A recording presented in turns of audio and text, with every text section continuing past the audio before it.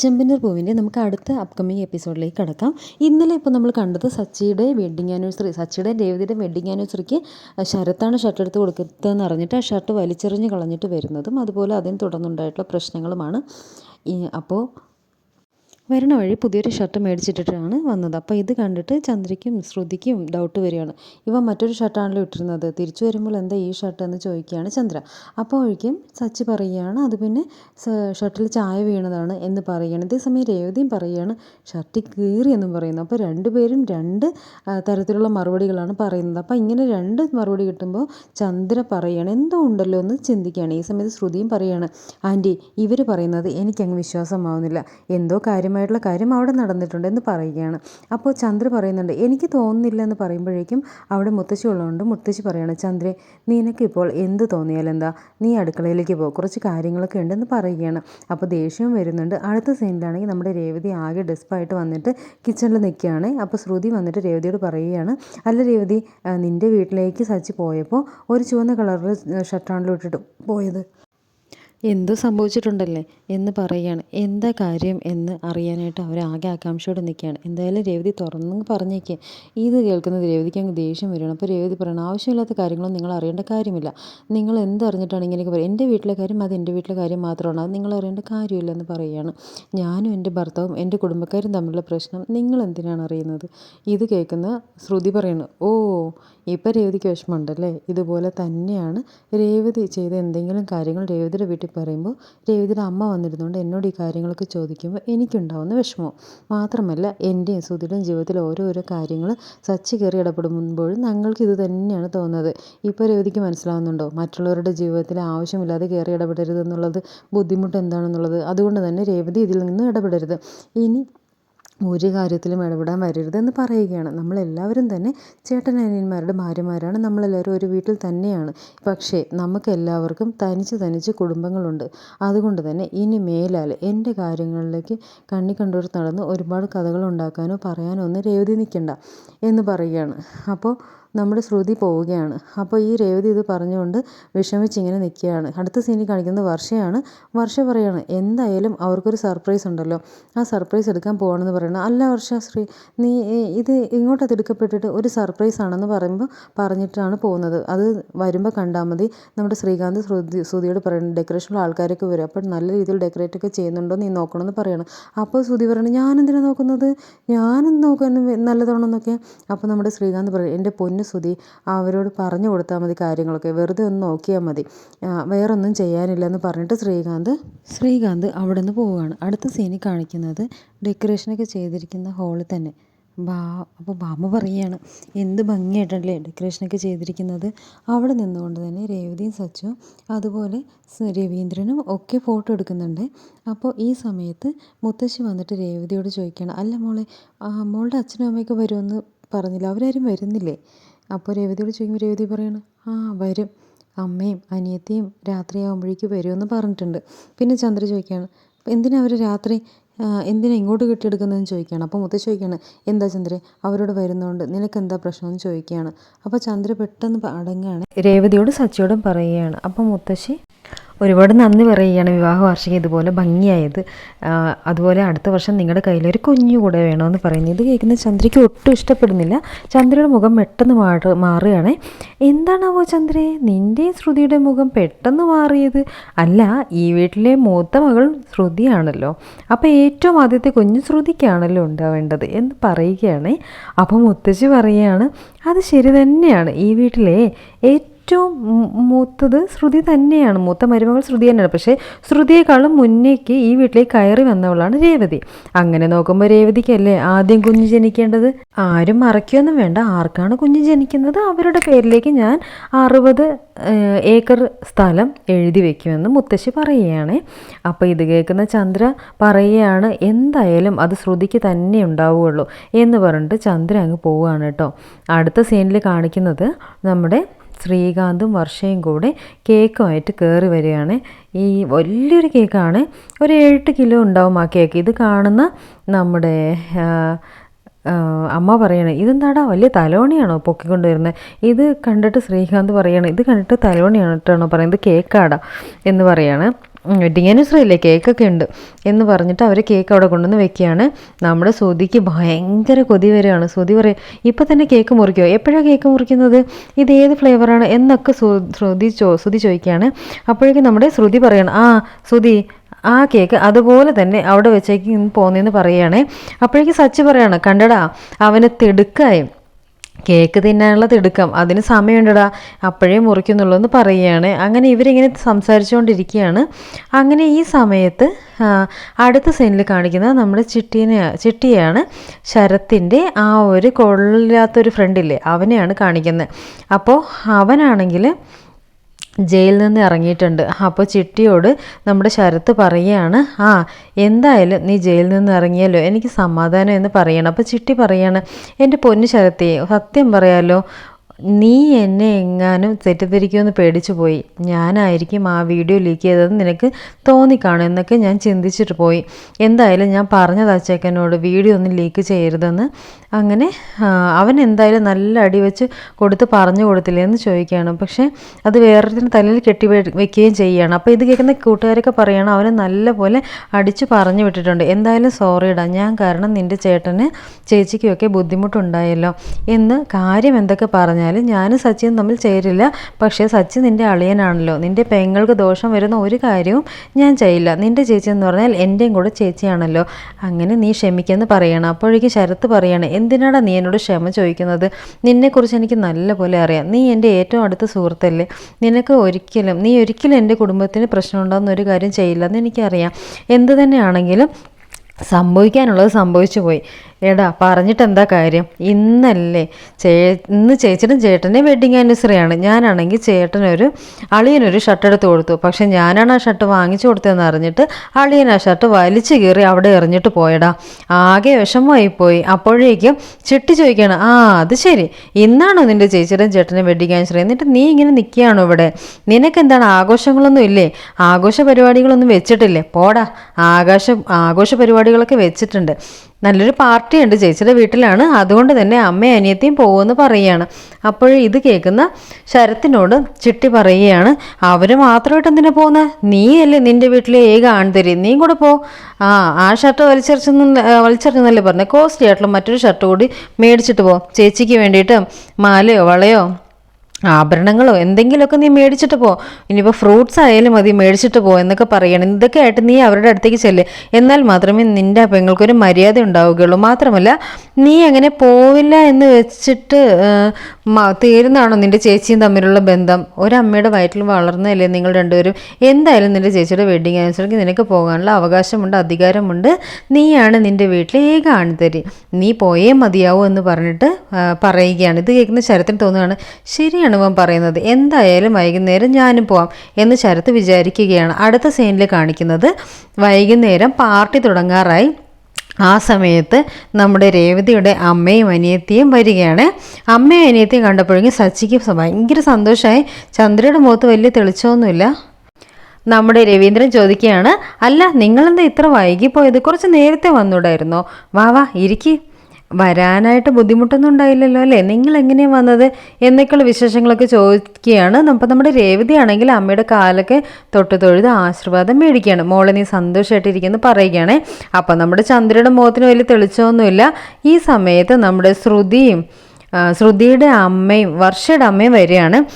വാ എന്ന് പറഞ്ഞിട്ട്, എന്താ അമ്മ ഇവിടെ നിൽക്കുന്നത്, വർഷയുടെ അമ്മ എന്താ അവിടെ നിൽക്കുന്നതെന്ന് പറഞ്ഞിട്ട് ഉള്ളിലേക്ക് വിളിക്കുകയാണ്. എന്തായാലും വന്നല്ലോ, ഞങ്ങൾക്ക് വളരെ സന്തോഷമായെന്ന് പറയുകയാണ്. ഇത് കണ്ടപ്പോൾ നമ്മുടെ സച്ചിക്ക് ദേഷ്യം വരികയാണ്. കാരണം രേവതി അന്ന് കള്ളിയാക്കിയതാണ് ഈ സ്ത്രീ. അതുകൊണ്ട് തന്നെ താലിപൂജയുടെ അന്ന് വർഷയുടെ മാല എടുത്തു എന്നും പറഞ്ഞിട്ട് ഒരു കള്ള കേസൊക്കെ ഉണ്ടാക്കിയിരുന്നല്ലോ. അതുകൊണ്ട് തന്നെ സച്ചിക്ക് ദേഷ്യമാവുകയാണ്. അപ്പോൾ സച്ചി പറയുകയാണ്, എല്ലാവരും ഇവരുടെ അടുത്ത് കുറച്ച് മാറി നിൽക്കുന്നതാണ് നല്ലത്. ഇനി എങ്ങാനും അവരുടെ കയ്യിലുള്ള വളയോ മാലയോ എന്തെങ്കിലും കാണാതെ പോയി കഴിഞ്ഞാൽ അതൊക്കെ ആരെങ്കിലും എടുത്തു എന്ന് അവർ പറയാനിടയുണ്ട്. അതുകൊണ്ട് തന്നെ എല്ലാവരും കെയർഫുള്ളായിട്ട് ഇരുന്നോളാൻ പറയുകയാണ്. ഇത് കേൾക്കുന്ന രവീന്ദ്രൻ പറയണം, സച്ചി എന്തായാലും കഴിഞ്ഞത് കഴിഞ്ഞു, ഇനി കഴിഞ്ഞ വിഷയത്തിൽ പ്രശ്നങ്ങളുണ്ട്, ഇനിയിപ്പോൾ അത് പരിഹരിക്കാൻ വേണ്ടിയിട്ട് ഇത്തവണ ഈ ഒരു ചടങ്ങിലേക്ക് ഞാൻ ക്ഷണിച്ചിരിക്കുകയാണ്. എന്തായാലും നമ്മളെല്ലാവരും ഒരു കുടുംബം തന്നെയല്ലേ, ഇനി ആരും ഇതിനെ തുടർന്ന് പ്രശ്നങ്ങളൊന്നും ഉണ്ടാക്കേണ്ടെന്ന് പറയുകയാണ്. അപ്പോൾ ഈ സമയത്ത് വർഷയുടെ അമ്മ പറയാണ്, ക്ഷമിക്കണം, അന്നൊരു തെറ്റിദ്ധാരണ മൂലം ഉണ്ടായതാണ്, എന്തായാലും അതെല്ലാം പരിഹരിച്ചല്ലോ, ഇനിയിപ്പോൾ എല്ലാവരും സന്തോഷത്തോടെയാണല്ലോ, എന്തായാലും സച്ചിക്കും അതുപോലെ തന്നെ രേവതിക്കും ആശീർവാദം നൽകാൻ വേണ്ടിയിട്ട് വന്നതാണെന്ന് പറയുകയാണേ. അതിന് മുന്നായിട്ട് ഞാൻ രേവതിക്ക് ഒരു ഗിഫ്റ്റ് കൂടി കൊണ്ടുവന്നിട്ടുണ്ടെന്ന് പറയുകയാണേ. അങ്ങനെ നമ്മുടെ വർഷയുടെ അമ്മ 2 വലിയ വള, തടവളയും അതുപോലെ ഗിഫ്റ്റായിട്ട് ഇത് വർഷയ്ക്ക് കൊടുക്കാനാണെന്ന് പറഞ്ഞിട്ട് കൊണ്ടുവന്നിരിക്കുകയാണ്. അപ്പോൾ ഇത് കണ്ടത് എല്ലാവരും ഞെട്ടുകയാണ്. അപ്പോൾ ചന്ദ്ര പറയുകയാണ്, അയ്യോ ഇതെന്താ സ്വർണ്ണവളയോ ഇവൾക്കോ? അപ്പോൾ വർഷയുടെ അമ്മ പറയാണ്, ഇവൾ എൻ്റെ മോളെ പോലെ തന്നെയാണ്, അതുകൊണ്ട് ഇവൾക്ക് 2 സ്വർണ്ണവള തന്നെ കൊണ്ടുവന്നതെന്ന് പറയുകയാണേ. ഇതുപോലെയാണ് പൈസയുള്ള വീട്ടിലെ ആൾക്കാർ സ്വർണ്ണവളയൊക്കെ കൊണ്ടുവരും. അവളുടെ സ്വന്തം വീട്ടുകാർക്കോ അത് മേടിക്കാനുള്ള കഴിവില്ല, അവളുടെ ഒരു ഭാഗ്യം എന്നൊക്കെ ഇങ്ങനെ ചന്ദ്രയും അതുപോലെ തന്നെ ശ്രുതിയും കൂടെ പറയുകയാണ്. ഈ സമയത്ത് ചന്ദ്ര പറയുകയാണ്, അവൾക്ക് ഓസിക്ക് സ്വർണ്ണവള കിട്ടി, സമാധാനമായി കാണും. എന്തൊക്കെയാണ് അവളെ പോലുള്ള ഒരുത്തിക്ക് ഇതൊന്നും കിട്ടാനുള്ള വല്ല യോഗ്യതയുണ്ടോ എന്നൊക്കെ നമ്മുടെ ചന്ദ്ര ചോദിക്കുകയാണ്. ഈ സമയത്ത് ഭാമ പറയുകയാണ്, നീ ഒന്നും മിണ്ടാതിരിക്കുക, നിനക്ക് കിട്ടാത്തതിൻ്റെ അസൂയാണ്, നീ ഒന്നും മിണ്ടാതിരിക്കുന്നു പറയുകയാണ്. അടുത്ത സീനിൽ നമ്മുടെ ശ്രുതിയാണെങ്കിൽ പറയുകയാണ്, രേവതിക്ക് സ്വർണ്ണവളയോ? രേവതിക്ക് ഇത്രയും വലിയ സ്വർണ്ണവള കൊണ്ടുവന്നിട്ടുണ്ടെങ്കിൽ നമ്മുടെ വെഡിങ് ആനിവേഴ്സറി വിളിക്കുമ്പോൾ ഇതിൻ്റെ ഇരട്ടി കൊണ്ടുവരും അല്ലേ എന്ന് ചോദിക്കുകയാണ്. അപ്പോൾ ശ്രുതി പറയണം, ഒന്നും മിണ്ടാതിരിക്കുക, അവരോട് തന്നെ ഒന്ന് ചോദിച്ചാലോ, ഒന്നും മിണ്ടാതിരിക്കുക ശ്രുതി എന്ന് പറയുകയാണ്. അങ്ങനെ വർഷയുടെ അമ്മ സ്വർണ്ണവളയുമായിട്ട് നമ്മുടെ രേവതിയുടെ കയ്യിലേക്ക് ഇടാനായിട്ട് വരികയാണ്. ഈ സമയത്ത് രേവതി പറയണം, അമ്മേ ആ വളയൊന്ന് കാണിച്ചെന്ന് പറയാണ്. അങ്ങനെ ആ വള രേവതി നോക്കിയിട്ട് പറയാണ്, വളരെ ഭംഗിയുള്ള വളയാണത്, പക്ഷേ ഇതെൻ്റെ കയ്യിൽ കിടന്നാൽ അത്ര ഭംഗി ഉണ്ടാവില്ല, ഞാൻ ഒരിക്കലും സ്വർണത്തിന് വേണ്ടി ആഗ്രഹിച്ചിട്ടുമില്ല, എന്നെ സ്വർണം കണ്ടു കഴിഞ്ഞാലൊന്നും എൻ്റെ മനസ്സ് മാറില്ല, എൻ്റെ കണ്ണ് മഞ്ഞളിക്കുകയില്ല, അമ്മ എനിക്ക് കൊണ്ടുവന്നതിൽ ഒരുപാട് നന്ദിയുണ്ട്, പക്ഷേ ഇതെൻ്റെ കയ്യിൽ കിടന്നാൽ ശരിയാവില്ല, ഇത് നമ്മുടെ വർഷയുടെ കയ്യിൽ തന്നെ കിടക്കട്ടെ എന്ന് പറഞ്ഞിട്ട് വർഷയുടെ കയ്യിലേക്ക് ഇടിക്കുകയാണ്. വർഷ പറഞ്ഞു, അയ്യോ ഇത് അമ്മ നിങ്ങൾക്ക് വേണ്ടി കൊണ്ടുവന്നതല്ലേ രേവതി? അപ്പോൾ വർഷയോട് രേവതി പറയാണ്, അതെ എനിക്ക് വേണ്ടി കൊണ്ടുവന്നതാണ്, പക്ഷേ ഞാൻ ഇട്ട് കഴിഞ്ഞാൽ ശരിയാവില്ല എന്ന് പറയുകയാണ്. അങ്ങനെ നമ്മുടെ സച്ചിയും പറയുകയാണ്, നിങ്ങളല്ലേ പറഞ്ഞത് നിങ്ങളുടെ മകളായിട്ടാണ് രേവതി കാണുന്നതെന്ന്, അപ്പോൾ അവളുടെ അനിയത്തിക്ക് അവൾക്ക് കിട്ടിയ ഗിഫ്റ്റ് അവൾ കൊടുക്കുന്നു, പാരിതോഷികമായിട്ട് കൊടുക്കുന്നു എന്ന് വിചാരിച്ചാൽ മതി, അത്രേ ഉള്ളൂ എന്ന് പറയണം. ഇത് കാണുന്ന വർഷയുടെ അമ്മയ്ക്ക് ആകെ നാണക്കേട് ആവുകയാണ്. മോളെ കഴിഞ്ഞതൊന്നും നീ മനസ്സിൽ വെക്കരുതെന്ന് പറയുകയാണ്. അപ്പോഴേക്ക് രേവതി പറയണേ, എന്ത് മനസ്സിൽ വെക്കാൻ, ഞാനൊന്നും മനസ്സിൽ വെച്ചിട്ടില്ല, ഒരു കാര്യവുമില്ല എന്ന് പറയുകയാണ്. അങ്ങനെ നമ്മുടെ സച്ചി പറയാണ്, ഇതാണ് എൻ്റെ ഭാര്യയുടെ മനസ്സ്, സ്വർണം കണ്ടാലൊന്നും എൻ്റെ ഭാര്യയുടെ കണ്ണ് മഞ്ഞളിക്കില്ല എന്ന് പറഞ്ഞുകൊണ്ട് നിൽക്കുകയാണ്. അപ്പോൾ രേവതിയുടെ വീട്ടുകാർക്കും മറ്റുള്ളവർക്കും എല്ലാവർക്കും സന്തോഷം. അപ്പോൾ രവീന്ദ്രൻ പറയുകയാണ്, രേവതി പണ്ട് തൊട്ട് ഇങ്ങനെ തന്നെയാണെന്ന് പറയുകയാണ്. അങ്ങനെ അടുത്ത സീനിൽ കാണിക്കുന്നത് നമ്മുടെ വർഷയുടെ അമ്മയാണ്. ഇവിടെ എന്തൊരു ചൂടാണിത്, ഇവിടെ എന്താ ഹോളിൽ AC ഒന്നും വെച്ചിട്ടില്ലേ, നമുക്ക് വേണമെങ്കിൽ AC വെക്കാമല്ലോ, ഞാൻ വേണമെങ്കിൽ മേടിച്ചു തരാമല്ലോ എന്ന് പറയണം. അത് കേൾക്കുന്ന സച്ചി പറയാണ്, ശ്രീകാന്തേ നിൻ്റെ അമ്മായിയമ്മയ്ക്ക് ചൂട് താങ്ങാൻ പറ്റുന്നില്ല, നീ ഒരു കാര്യം ചെയ്, നീ കുറച്ച് ഫാനിൻ്റെ സ്പീഡൊന്ന് കൂട്ടിയിട്ട് വെച്ച് കൊടുക്കുമെന്ന് പറയണേ. അപ്പോൾ ഫാനിനൊക്കെ എന്ത് ചൂടാണ്, ഫാൻ ഇട്ട് കഴിഞ്ഞാലും ചൂടൊക്കെ തന്നെയാണ്, പക്ഷേ AC അതിൻ്റേതായിട്ടുള്ളൊരു തണുപ്പുണ്ട്. എന്തായാലും ശ്രുതിയാണെങ്കിൽ AC ഇല്ലാതെ ജീവിക്കില്ല, വർഷയാണെങ്കിൽ AC ഇല്ലാതെ ജീവിക്കില്ല, ഞാൻ എന്തായാലും AC കൊണ്ടുവന്ന് തരാമെന്ന് പറയണം. അപ്പോൾ ചന്ദ്ര പറയണം, അത് വലിയ AC ആയിരിക്കില്ലേ, എങ്ങനെ ആയിരിക്കുമല്ലോ ഇങ്ങനെ ആയിരിക്കുമല്ലോ എന്നൊക്കെ ചോദിക്കുകയാണ്. അപ്പോൾ ഇത് കേൾക്കുന്ന വർഷയുടെ അമ്മ പറയാണ്, വലിയ AC തന്നെയാണ് കൊണ്ടുവരാമെന്ന് പറയുകയാണ്. അപ്പോഴേക്ക് രവീന്ദ്രൻ പറയാണ്, നിങ്ങളുടെ മകളുടെ റൂമിൽ AC ഉണ്ട്, അവൾക്ക് വേണമെങ്കിൽ അവൾ അവിടെ പോയിരുന്നുള്ളൂ, ഇവിടെ അങ്ങനെ AC ആവശ്യമൊന്നുമില്ല എന്ന് പറയുകയാണ്. അപ്പോഴേക്ക് സച്ചി പറയണം, ഇവിടെ AC ആവശ്യമൊന്നുമില്ല, മാത്രമല്ല ഇവിടെ എന്തെങ്കിലുമൊക്കെ വേണമെങ്കിൽ അത് ഞങ്ങൾ മേടിച്ചിട്ടോളാം, നിങ്ങൾ എന്തിനാ ആവശ്യമില്ലാത്തൊക്കെ മേടിച്ച് തരാനായിട്ട് പോകുന്നതെന്ന് ചോദിക്കുകയാണ്. അപ്പോൾ ഈ സമയത്ത് നമ്മുടെ വർഷയുടെ അമ്മയ്ക്ക് എന്തോ ഇൻസൾട്ടിങ് ആയിട്ട് ഫീൽ ചെയ്യുകയാണ്. എങ്കിൽ ശരി ഞാൻ പോവാണ്, എനിക്ക് ചൂട് കാരണം നിൽക്കാൻ പറ്റുന്നില്ല എന്ന് പറഞ്ഞിട്ട് അവർ ദേഷ്യത്തിൽ അങ്ങ് ഇറങ്ങിപ്പോവുകയാണേ. അപ്പോൾ ഇത് കേൾക്കുന്ന രവീന്ദ്രൻ പറഞ്ഞു, ശരി എങ്കിൽ നിങ്ങൾ പോയിട്ട് വാ എന്ന് പറഞ്ഞിട്ട് രവീന്ദ്രൻ അങ്ങ് പറഞ്ഞു വിടുകയാണ്. അടുത്ത സീനിൽ കാണിക്കുന്നത് വർഷ പറയുകയാണ് എല്ലാവർക്കും കൂടി ഇനിയിപ്പോൾ കേക്ക് കട്ട് ചെയ്ത് ആഘോഷിക്കാമെന്ന് പറയുകയാണ്. അങ്ങനെ എല്ലാവരും കൂടി കേക്ക് കട്ട് ചെയ്ത് ആഘോഷിക്കണം. അപ്പോൾ ഫസ്റ്റ് പീസ് മേടിക്കാൻ തന്നെ നമ്മുടെ ശ്രുതി വരികയാണ്. വേഗം തന്നെ കുറച്ചധികം ഇടടാന്ന് പറയുകയാണ്. അപ്പോൾ സച്ചി പറഞ്ഞു നീ കഴിച്ചോടാ, ഇത് ഒരുപാടുണ്ടെന്ന് പറഞ്ഞിട്ട് സച്ചി ഇട്ട് കൊടുക്കുകയാണ്. അങ്ങനെ കഴിച്ചുകൊണ്ടിരിക്കുകയാണ്. അപ്പോൾ ഈ സമയത്ത് വർഷ പറയുകയാണ് എന്തായാലും ഇവരുടെ കല്യാണ ദിവസമായിട്ട് ഈ ഫംഗ്ഷൻ നടത്തുമ്പോൾ ഇവരെക്കുറിച്ചുള്ള അഭിപ്രായം എല്ലാവരും പറയണമെന്ന് പറയുകയാണ്. അപ്പോൾ ഇത് കേൾക്കുന്ന ചന്ദ്ര പറയുകയാണ് ഓ അതിൻ്റെയൊക്കെ ആവശ്യമുണ്ടോ? ഇപ്പോൾ വർഷ പറയണം അതിൻ്റെ ഒക്കെ ആവശ്യമുണ്ടെന്ന് പറയുകയാണ്. ആദ്യം ശ്രുതി തന്നെ പറയട്ടെ ഇവരെക്കുറിച്ച് നിങ്ങളുടെ അഭിപ്രായം എന്താണെന്ന്. അപ്പോൾ ശ്രുതി പറയുകയാണ് ഇവർ കല്യാണം കഴിക്കാൻ കാരണക്കാരൻ ഞാനാണ്. അപ്പോൾ ഇവരെന്നോട് വേണം നന്ദി പറയേണ്ടത്. ശരിക്കും പറഞ്ഞാൽ ഞാനൊന്ന് ഓടിപ്പോയത് കൊണ്ടാണല്ലോ നിങ്ങൾക്ക് കല്യാണം കഴിക്കാൻ പറ്റിയത്. അതുകൊണ്ട് തന്നെ നന്ദി എന്നോട് പറയണമെന്ന് പറയുകയാണ്.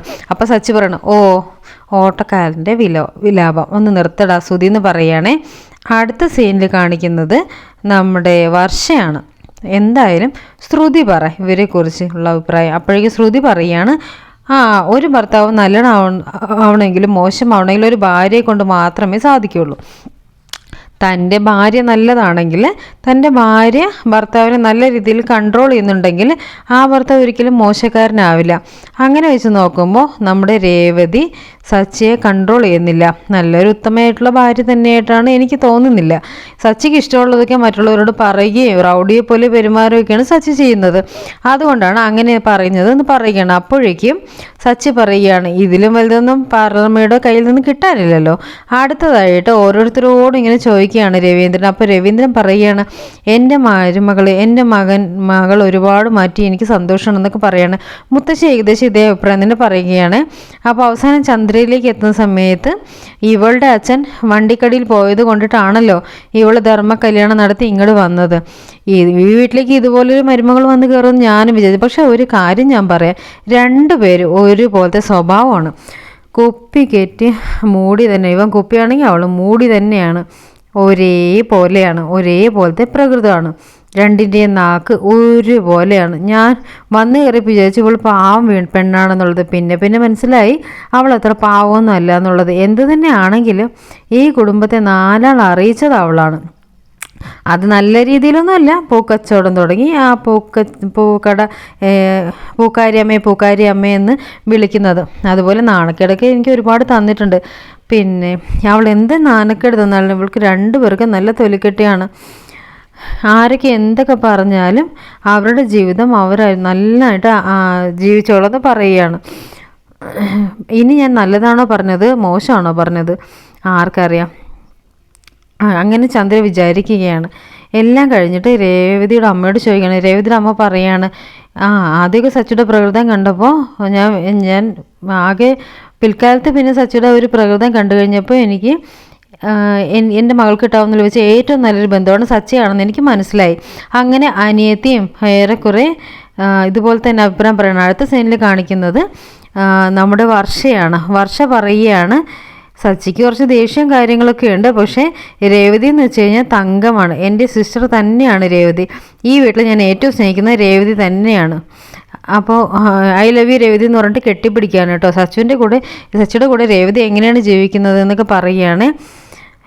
അടുത്ത സീനിൽ കാണിക്കുന്നത് നമ്മുടെ ശ്രീകാന്തിനാണ്. എൻ്റെ ചേട്ടനെ നല്ല രീതിയിൽ മാറ്റിയത് എൻ്റെ ഏട്ടത്തി തന്നെയാണ്. കല്യാണത്തിന് മുമ്പ് എപ്പോഴും കുടിക്കുന്നത് തണ്ണി ബോട്ടിലാണ്. പക്ഷേ ഇപ്പോൾ ചേട്ടനെ പാല കുടിക്കുന്നത്. അതിനുള്ള കാരണം എൻ്റെ ഏട്ടത്തിയമ്മ തന്നെയാണ്. ഏട്ടത്തിയമ്മയെ പോലൊരു പെണ്ണ് ഈ ജീവിതത്തിലേക്ക് കയറി വന്നാണ് ഏട്ടൻ ചെയ്ത ഏറ്റവും വലിയ പുണ്യം എന്നിങ്ങനെ പറയുകയാണ്. അതിനുശേഷം രേവതിയോടും സച്ചിയോടും ചോദിക്കുകയാണ് നിങ്ങളുടെ രണ്ടുപേരും തമ്മിലുള്ള ഒരു ഒപ്പീനിയൻ പറഞ്ഞു. അപ്പോൾ രേവതി പറയുന്നത് തുടക്കത്തിൽ എനിക്ക് തോന്നി മുരടനാണ്, എൻ്റെ ജീവിതം പെട്ടുപോയല്ലോ എന്നൊക്കെ. പക്ഷെ പിന്നെ എനിക്ക് മനസ്സിലായി കുഞ്ഞിൻ്റെ മനസ്സാണ് ഇദ്ദേഹത്തിന്. കാലങ്ങൾ കഴിഞ്ഞ് കുഞ്ഞുണ്ടായാലും ഇദ്ദേഹം തന്നെയായിരിക്കും എൻ്റെ ഫസ്റ്റത്തെ കുഞ്ഞ്. ആരെയും ദ്രോഹിക്കണമെന്നോ വിഷമിപ്പിക്കണമെന്നോ എന്നൊന്നുമില്ല. വായി തോന്നിയത് അങ്ങനെ തന്നെ പറയും. വളരെ ശുദ്ധമാണ് സച്ചിയുടെ മനസ്സ്. ഈ ഇദ്ദേഹത്തെ വിശ്വസിച്ചുകൊണ്ട് നമുക്ക് ഏത് പാതിരാത്രി വേണമെങ്കിലും എവിടേക്ക് വേണമെങ്കിലും പോകാം. അദ്ദേഹം ആരും ചതിക്കില്ല. ഇടക്കാലത്ത് ഇദ്ദേഹത്തിന് തുടങ്ങിയ കുടിയൊക്കെ ഇടക്കാലത്ത് വന്നാണെന്നാണ് ഞാൻ വിശ്വസിക്കുന്നത്. അതിന് പിന്നിൽ തക്കതായിട്ട് എന്തോ കാരണമുണ്ട്. അത് എന്നോട് ഇതുവരെ പറഞ്ഞിട്ടില്ല. അതിന് പിന്നിൽ എന്ത് കാരണമുണ്ടെങ്കിലും ഇങ്ങനെ ആക്കിയിട്ടുള്ള ആ ഒരു കാരണം എന്ന് പറയുമ്പോഴേക്കും നമ്മുടെ ശ്രുതിയുടെയും അതുപോലെ ചന്ദ്രയുടെയൊക്കെ രവീന്ദ്രൻ്റെയൊക്കെ മുഖം മാറുകയാണ്. അപ്പോൾ രേവതി പറയണം ആ കാരണം എന്താണ് സച്ചിയേട്ടൻ എന്നോട് തുറന്ന് പറഞ്ഞാൽ മാത്രമേ ഞാൻ പൂർണ്ണമായിട്ട് ഇദ്ദേഹത്തിൻ്റെ ഭാര്യയെന്ന് എനിക്ക് തോന്നുകയുള്ളൂ എന്ന് പറയുകയാണ്. വേഗം തന്നെ എല്ലാവരുടെ മുഖം മാറുകയാണ്.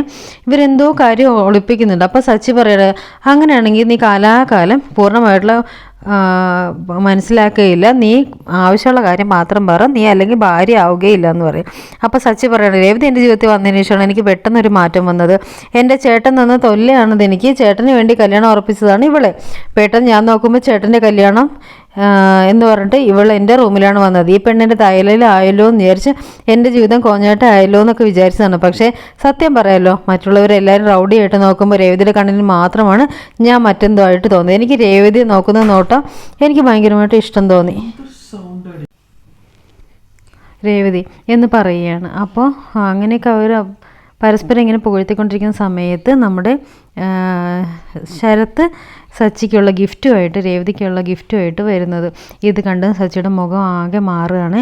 എന്നിട്ട് സച്ചി അവനെ തല്ലുക എന്നുള്ളത് ഉറപ്പായി. അപ്പോൾ നമ്മുടെ രേവതി സച്ചിയെ വട്ടം പിടിക്കുകയാണ്. എന്നിട്ട് ഇത്രയും കാര്യങ്ങൾ കാണിച്ചുകൊണ്ടാണ് ഇന്നത്തെ ഈ ഒരു 2 എപ്പിസോഡ് ഇവിടെ തീരുന്നത്. വീഡിയോ ഇഷ്ടപ്പെട്ടു കഴിഞ്ഞാൽ ചാനലൊന്ന് സബ്സ്ക്രൈബ് ചെയ്യാനും ലൈക്ക് ചെയ്യാനും ഷെയർ ചെയ്യാനൊന്നും മറക്കരുത് കേട്ടോ.